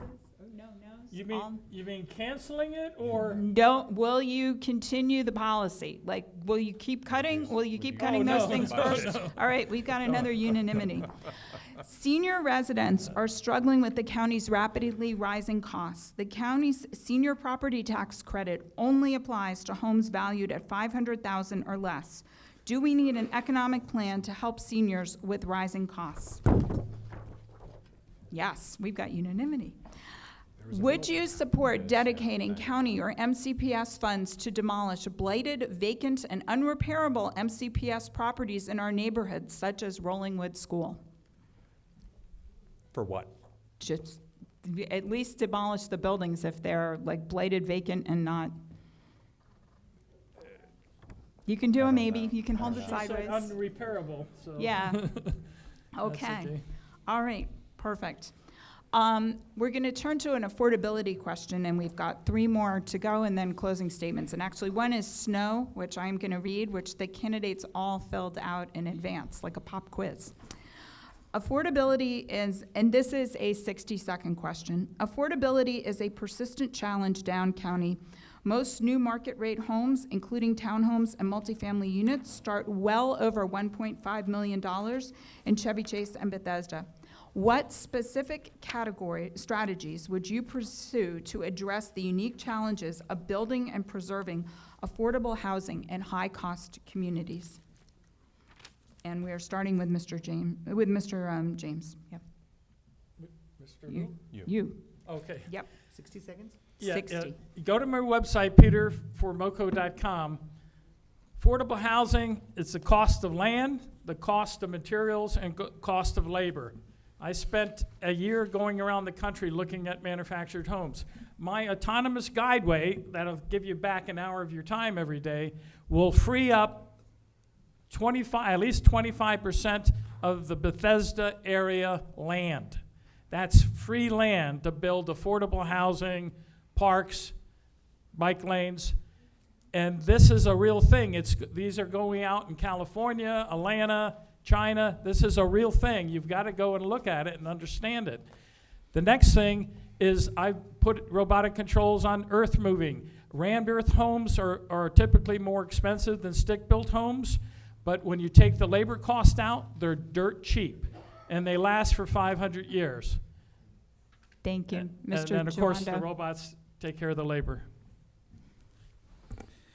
Yeah, so I often talk about three Ps: produce more affordable housing, protect existing renters, and preserve existing affordable housing. I was proud to work on the rent stabilization law, so I won't talk about that, but that's a part of it for the 40% of our residents, many seniors who are renters, having stable increases. Leveraging public land with good incentives, right? I'll give you an example of a good incentive with the developer. We just broke ground on a 268, 100% affordable building on Rockville Pike across from North Bethesda Metro. That's going to be affordable to people making $40,000 to $90,000 a year. We put in $30 million, a little over $30 million into the deal of our taxpayer money. That's a good incentive. The Grosvenor one that's not paying property tax for 20 years to build a $13,000 a month, bad incentive. So there's difference between the two.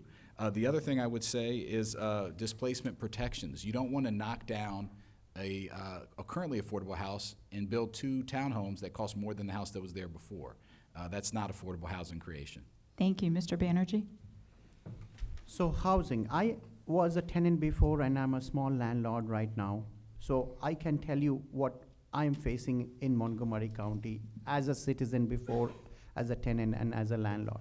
So we don't have more housing. The rent stabilization passed, but 97% multifamily unit permit went down the next year. This is not affordability. Supply and demand is their affordability.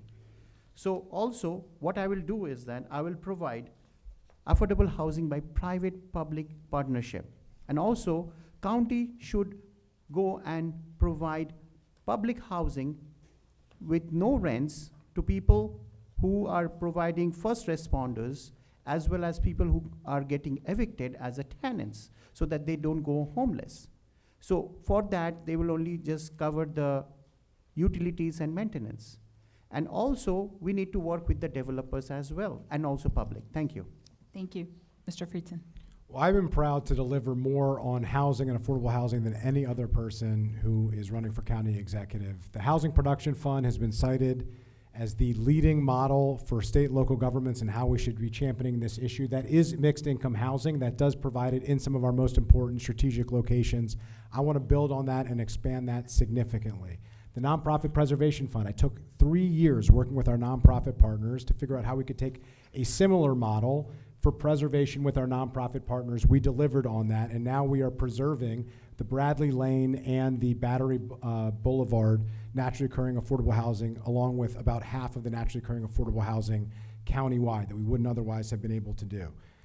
Senior property tax credit. You heard everybody talk about it earlier. I introduced a bill to actually do this. It was not supported by my colleagues after a unanimous vote at the committee. We need to deliver on that. We need to make it easier for first-time home buyers through the first-time home buyer assistance, which I have championed to double that. We need to double that again because there are more needs. There's so much we need to do on housing, and as county executive, look forward to working with you to do it. Thank you, Mr. Glass.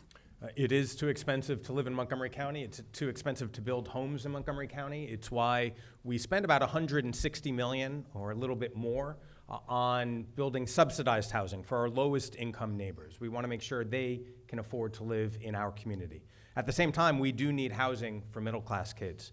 Our kids and grandkids are not moving to Montgomery County. They're moving to DC, Frederick. They're moving elsewhere because we don't have enough housing for them.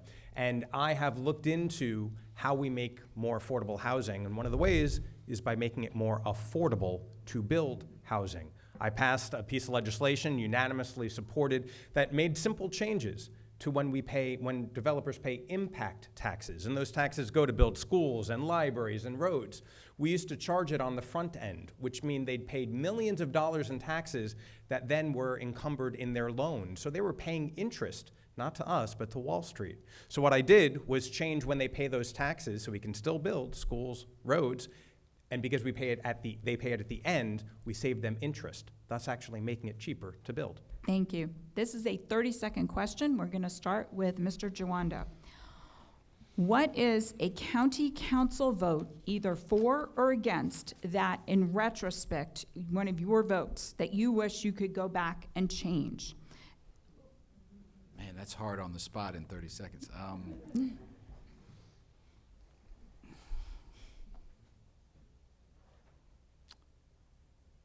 I'm going to say, man, that's hard. Especially when you gotta come up with it. Yeah, so there was a vote on Thrive. I'll use Thrive. I voted for it because there were some good things in it around pedestrian safety and everything, but the process was very flawed. And if I would have known it was going to be taken and used the way it's been used by planning, I probably wouldn't have voted for it. Okay, thank you. Mr. Banerjee, you don't have a vote on the council, so pick a political candidate, a vote for a political candidate, not any of the gentlemen sitting at this table, but another political candidate that you would like back. And who is that candidate? Like back means? You would not, that if in retrospect, you would not cast that vote, would not cast a vote for that person. Okay. So, thank you very much for this question. And I actually voted for Mark Eldridge, who had proposed last year he's going to increase taxes. And also he's doing this now. And of course, Jawando also supported it, but last year, but now not, because I'm opposing that and criticizing them. So I will not take back my vote for Mr. Jawando and Mark Eldridge. No, you don't get to choose for anybody up here, but Okay, we'll go with Mark Mr. Eldridge. Yeah, Mark Eldridge. Okay, all right, Mr. Friedson. In 2023, there was a tax proposal for 10%. I voted against the tax increase. I worked really hard to try to come up with an alternative proposal that colleagues did not support. Ultimately, a 5% tax increase, 4.7% was approved. I voted against it. I lost the vote. And then the question was, do you vote for the budget? I ultimately decided, I was vice president of the council at the time, I didn't have the votes to stop it, and so I voted for the budget because I thought that voting against it was voting against everything in it, which I didn't believe. There was a lot of things in it that I supported, and I lost the vote. I ultimately voted for the budget. I regret that because when I voted for it, I expressed a lot of concern about the fiscal responsibility of that budget and the impact that that tax would have, and that has been lost by the fact that I ultimately supported that vote, and I regret that. Thank you. Mr. Glass. I am someone, as I've shared with you, I talk to a lot of people, I deliberate a lot. I don't believe in ideological purity tests that this question or others might sometimes lend to. So I'm having a hard time thinking what I might have changed, because when I make a decision, it might take a while. But that is the product of me thinking and engaging and talking with a lot of people, because these issues are complex and we have to figure out a way. So without giving that, I'll just say pass. Okay, Mr. James, a candidate that you wish in retrospect you had not voted for? Trump. No, I'm just kidding. I want to use this time to go back to the housing thing.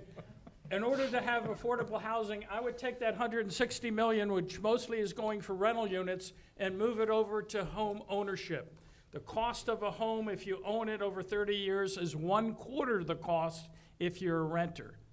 This will quickly, over time, eliminate both homelessness and affordability. Thank you. Okay.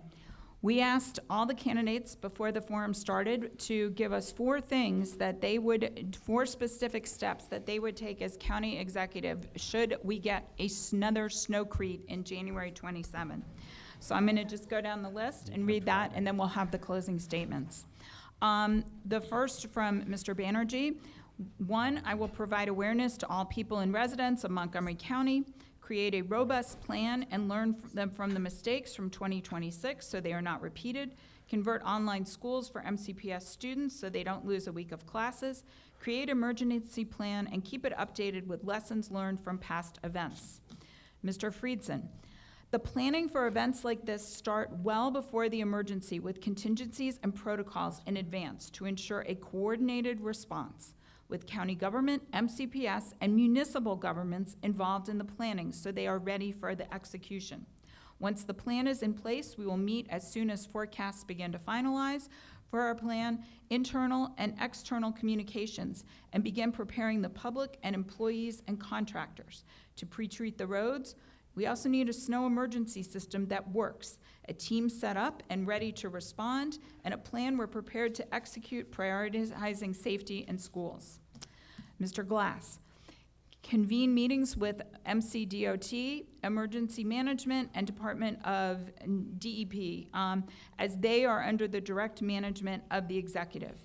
Enlarge stakeholder engagement to include MCPS, Montgomery College, Bethesda Urban Partnership, and others that are independent of the executive.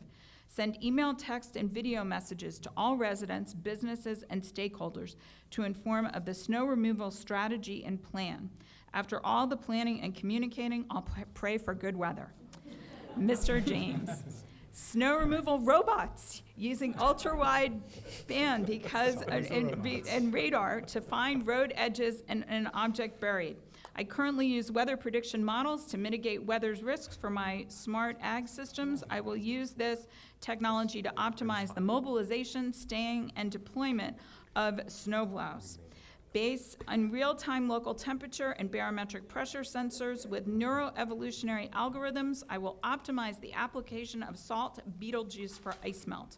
My autonomous guideway will have a greenhouse climate control food production and be immune to weather events. And finally, Mr. Joando, improved and updated snow portal, better technology. This failed during the 2026 storm. Better and more consistent communication with residents. I held a town hall after the storm and passed on many comments and questions to the executive branch. Audit and quality control for our county contractors who are plowing the snow, and improve coordination with other county agencies like MCPS, parks, and municipalities so we can gain efficiencies of scale and avoid duplication. I want to thank you all for coming, and now we're going to go for the 2-minute closing statements for our candidates. Thank you most of all for sitting here. We're going to start with Mr. Banerjee since we finished the last question with Mr. Joando. Thank you for the opportunity to the host, and thank you for following the law of 501c3 IRS guidelines to invite me. Thank you. My name is Mithun Banerjee. I'm running for county executive for Montgomery County, Maryland. I was born in India. I came here in the US for almost quarter to a century. I have master's degree in electrical engineering, bachelor in electronics communication. I have 11 publications and been review panel member for National Science Foundation, NASA, Department of Defense, National Science Board, and Office of Naval Research invited me. I was the Young Engineer of the Year 2013 at Washington, D.C. metropolitan area. I received proclamation signed by President Obama during attending the White House Asian American Pacific Islander event 2015. I had the honor to be invited to the White House by President Biden and First Lady Dr. Jill Biden during 2023. With your support, once elected, I will provide free universal childcare Free universal pre-K by increasing taxes on people making more than $1 million and a year, and businesses making profit $1 million a year, working with the state legislators. Also, volunteer to take $120,000 as a salary as a county executive instead of current current salary of approximately $232,000, and request all my fellow county and MCPS employee to volunteer not to take more than $130K, and all savings will be used in Montgomery County public school budget. I will provide affordable housing by public-private partnership, address housing issues, freeze property taxes for property less than $1 million, and also maintain a balanced budget and increasing taxes on rich. I will provide higher homeowner tax credit to seniors, special needs, low-income household, create small business-friendly environment by cutting red tape for business, and stop illegal deportation without due process. So let's ask, are you better off today than 7-8 years back? I am not. I'm tired of tax increases. Visit my website, mithunbanerjee.com, and let's extend my time. So how Mark Eldridge is attacking me. This is the insurance company. They have came and inspected my house. No fault has been found, but they have given me 41 municipal infraction. And that, Glenn Feldman, paid by my colleague over here, $18,900, Mr. Fritzen paid for it. And also, Eldridge and Javando is going for tax increase as well as Mr. Glass. So vote Thank for you. me or pay more taxes. Thank you. Mr. Friedson. Well, thank you so much, Lyric, for a great job tonight. Not an easy task to be a moderator. Thank you to all of the municipalities and community associations who have been part of this effort. It has been the honor of my life to represent this community, to represent the only place I've called home in District 1. I'm running because I'm concerned about the future of our county and our economy and whether or not we are going to continue to be able to provide high level of services and the quality of life that Montgomery County residents have always expected. Mentioned earlier that my wife Demi and I had our daughter on January 22nd. When her family decided to raise her here, they're both local. When my parents decided to raise me here, they didn't think of anywhere else besides Montgomery County. When we were deciding where to raise our kids, and when I was working at the state level, I commuted an hour to work every day because this is the place where I was always going to live and raise my family. And I wonder whether or not we are growing an economy, whether or not we are being as competitive, whether or not we are providing the level of services that make that decision as compelling and obvious moving forward. So I am running thinking about my daughter Joelle. I'm running thinking about your kids and your grandkids, and whether or not we are making decisions to make Montgomery County more affordable, more economically competitive, and whether or not we will continue to lead. Too often right now, our numbers suggest that we are not as strong as the sum of our parts, that we are not delivering a county government that is as strong as the talent that we have in Montgomery County. I'm running for county executive to build on the track record that I have demonstrated on the county council, to grow the coalition that I have built, to leverage the relationships that we're going to need as we tackle an unprecedented moment where the federal government, which used to be a source of stability, is a center of chaos. We're going to need leadership more than ever. We're going to need partnership with labor and business and nonprofit all working together, and at the state level to be able to build Montgomery County into the place we can all be proud of. I hope you will join me on that effort at andrewfriedson.com. Thank you. Mr. Glass. Thank you, Lyric. Thank you, everybody, for spending your Sunday afternoon or evening with us to talk about all these issues. It is complex, living here and governing Montgomery County. And it takes somebody who understands all of those complexities, not only within local government, but also within our people. 1.1 million people, from Chevy Chase to Clarksburg, Tacoma Park to Potomac. There are a lot of different people with a lot of different needs, and I'm very proud of my track record of getting things done on the council. Most extensive track record of helping pay equity, helping make buses free, helping with housing affordability. But the challenges that lay ahead of us are economic development first and foremost. If we don't want to continue increasing taxes year after year, and we want to continue increasing our social safety net to help our most vulnerable, the only way you will get that revenue is by having more jobs here. And as a good progressive, we then tax those jobs. That's how it's supposed to work, but we have not been creating enough jobs here in Montgomery County. Secondly, we need to continue providing support for MCPS.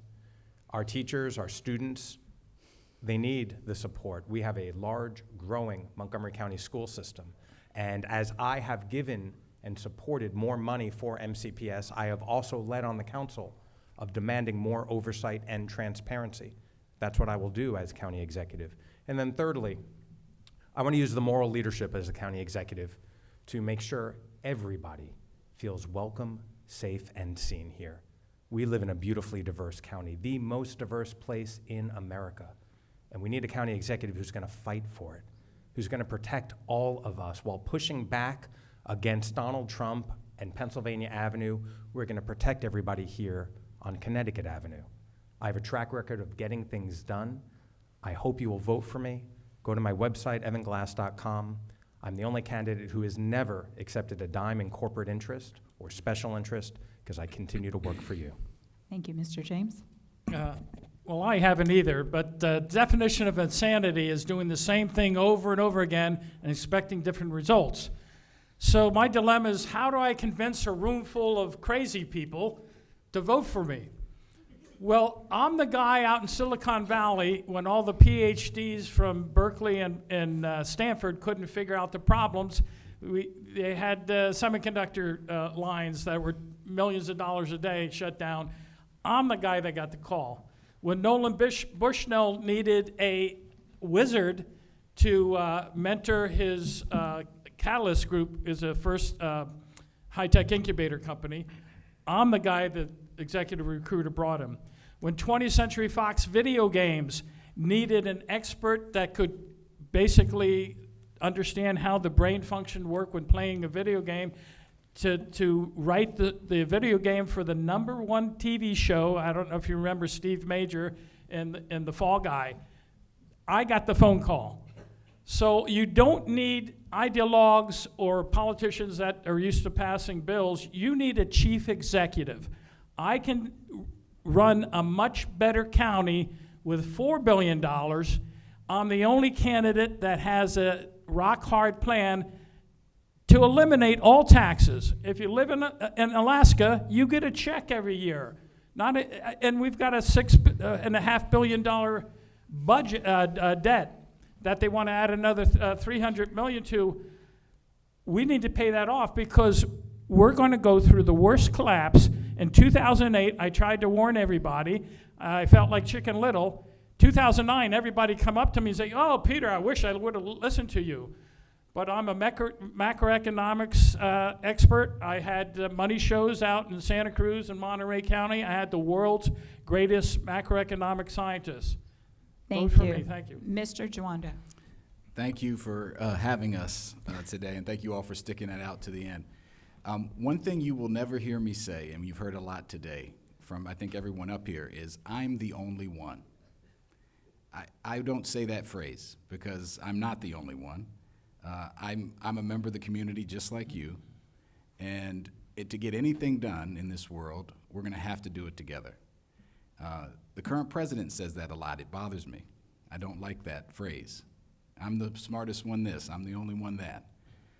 That's not how policy works. That's not how my life has worked. I grew up very low income in Langley Park because my dad came here from Nigeria fleeing a civil war where 1 million people died in 1970. My great-grandfather came from Czech Republic fleeing religious persecution in 1890. America let them both in. One black, one white, one got 100 acres through the Homestead Act, another got a scholarship to school, and they settled here because of economic opportunity. And I benefited from great mentors and great schools and a lot of opportunity. It wasn't easy. And one thing I can commit to you and what I've tried to model is that I will listen to you and I will work with you. I'm not the smartest person in the room.